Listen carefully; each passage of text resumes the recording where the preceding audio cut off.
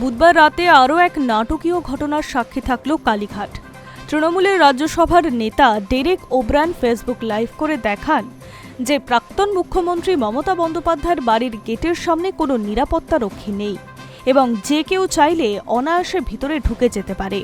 একই সঙ্গে অভিযোগ তোলা হয় মমতা বন্দ্যোপাধ্যায়ের ছায়াসঙ্গী তথা বিশ্বস্ত দুই ব্যক্তিগত নিরাপত্তা রক্ষী স্বরূপ গোস্বামী ও কুসুম কুমার দ্বিবেদীকেও আচমকা তুলে নিয়েছে পুলিশ।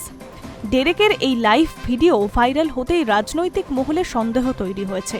তবে কি সত্যি প্রাক্তন মুখ্যমন্ত্রীর সব নিরাপত্তা তুলে নেওয়া হলো? নবান্নের শীর্ষ কর্তারা জানিয়েছেন মমতা বন্দ্যোপাধ্যায়ের নিরাপত্তা তুলে নেওয়ার যে দাবি করা হচ্ছে তা মোটেও সত্যি নয়।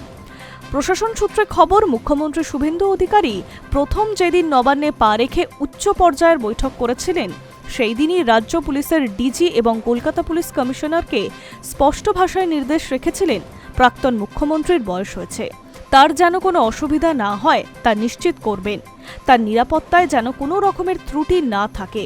নবান্নের দাবি, মুখ্যমন্ত্রীর সেই নির্দেশ মেনেই প্রাক্তন মুখ্যমন্ত্রীর যে জেড প্লাস ক্যাটাগরির নিরাপত্তা পাওয়ার যোগ্য তা অক্ষরে অক্ষরে বজায় রাখা হয়েছে। প্রাক্তন মুখ্যমন্ত্রীর বাড়ির আশেপাশে পর্যাপ্ত পুলিশ ও প্রহরাও রয়েছে। সমস্যা শুধু তৈরি হচ্ছে ব্যক্তিগত নিরাপত্তা রক্ষী নিয়ে। মমতা বন্দ্যোপাধ্যায়ের একটি বিশেষ বায়না ঘিরে, যা সরকারি নিয়ম মেনে মানা সম্ভব হয়নি। নবান্ন সূত্রের দাবি, প্রাক্তন মুখ্যমন্ত্রীর ব্যক্তিগত বায়না হল স্বরূপ গোস্বামী ও কুসুম কুমার দ্বিবেদীকেই তার ব্যক্তিগত নিরাপত্তায় রাখতে হবে, অন্য কোনো পুলিশ কর্মীকে তার পছন্দ নয়। কিন্তু নবান্ন সূত্রে খবর, সরকারি ডিউরি রোস্টার অনুযায়ী নির্দিষ্ট নিয়ম মেনে অফিসার বদল হয়।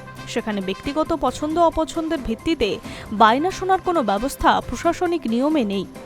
পাশাপাশি পুলিশ মহলের আরও একটি অভিযোগ, বুধবার মমতা বন্দ্যোপাধ্যায় যে মিছিলটি করেছিলেন তা আগে থেকে প্রশাসন বা পুলিশকে অফিসিয়াল জানানো হয়নি। তা সত্ত্বেও পুলিশ খবর পাওয়া মাত্রই তড়িঘড়ি তার যাতায়াতের পথে পর্যাপ্ত নিরাপত্তা ব্যবস্থা করে।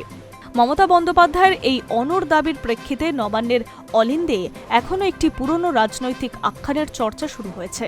তৃণমূলের জামানায় বর্তমান মুখ্যমন্ত্রী শুভেন্দু অধিকারী যখন রাজ্যের দাপুটে মন্ত্রী ছিলেন, তখন তার স্থায়ী সঙ্গী হিসেবে অ্যাসিস্ট্যান্ট সাব ইন্সপেক্টর র্যাঙ্কের দুইজন ব্যক্তিগত নিরাপত্তারক্ষী ছিলেন। পরবর্তীকালে মুখ্যমন্ত্রী বিজেপিতে যোগ দিলে কেন্দ্রীয় নিরাপত্তা পেলেও প্রথম ৩-৪ মাস ওই দুই পুরনো রাজ্য পুলিশ কর্মী তার সঙ্গে ছিলেন। কিন্তু ২১-এর ভোটে বিজেপি নবান্ন দখল করতে না পারায় তৎকালীন পুলিশমন্ত্রী মমতা বন্দ্যোপাধ্যায়ের নির্দেশে বর্তমান মুখ্যমন্ত্রীর সেই দুই বিশ্বস্ত রক্ষীকে রাতারাতি সরিয়ে দেওয়া হয়। শুধু সরানোই নয়, তাদের একজনকে বারবার সিআইডি দফতরে ডেকে জেরা করা হয় এবং পুরুলিয়া ট্রান্সফার করে সাসপেন্ড পর্যন্ত করা হয়। অর্থাৎ রাজ্যে বিরোধী দলনেতা হয়ে সাংবিধানিক পদ পাওয়ার পর মুখ্যমন্ত্রী পুরনো দুই পিএসওকে তার নিরাপত্তায় রাখার আবেদন তৎকালীন সরকার গ্রাহ্য করেননি। নবান্ন সূত্রের পাল্টা দাবি, অতীতে বর্তমান মুখ্যমন্ত্রীর বেলায় যে নিয়ম খাটানো হয়েছিল, আজ মমতার বেলায় সরকারি নিয়ম সেই পথেই হাঁটছে।